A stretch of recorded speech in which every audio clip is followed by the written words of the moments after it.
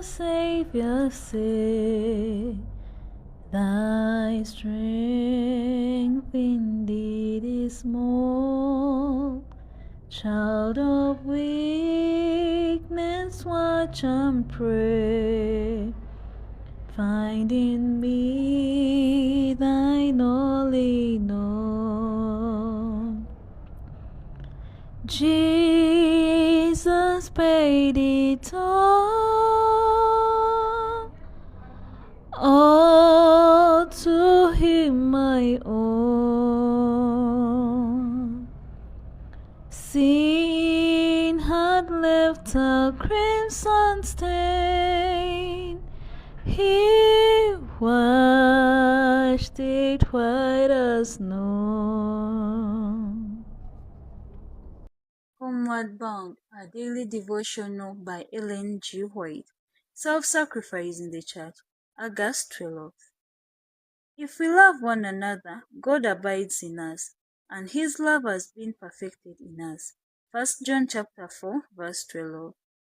The lawyer's question to Jesus had been, what shall I do? And Jesus, recognizing love to God and mankind as the sum of righteousness, had said, this do, and thou shalt live.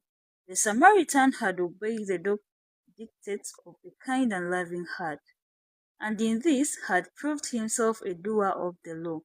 Christ bade the lawyer, go and do thou likewise.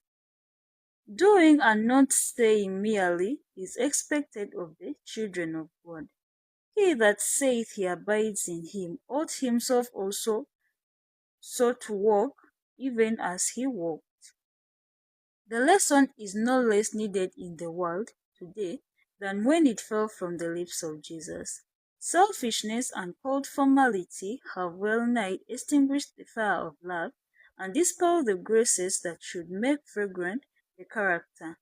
Many who profess his name have lost sight of the fact that Christians are to represent Christ. Unless there is practical self-sacrifice for the good of others, in the family circle, in the neighborhood, in the church, and wherever we may be, then whatever our profession, we are not Christians.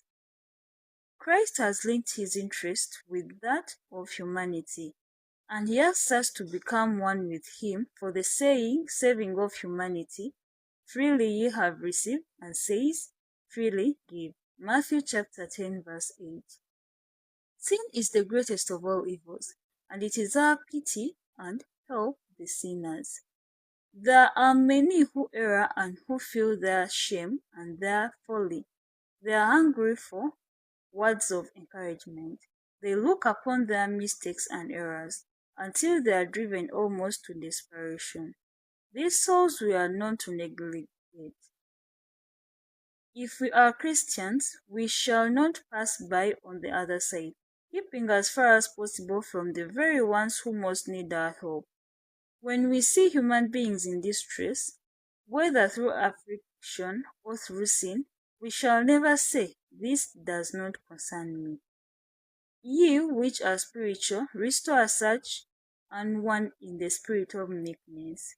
Galatians chapter 6, verse 1. By faith and prayer, press back the power of the enemy. Speak words of faith and encourage that will be as a healing balsam to the bruised and wounded one. Many have fainted and become discouraged in the great struggle of life, when one word of kindly cheer would have strengthened them to overcome. Never should we pass by one suffering soul without seeking to impart to that one of the comfort wherewith we are comforted of God. Thank you for listening.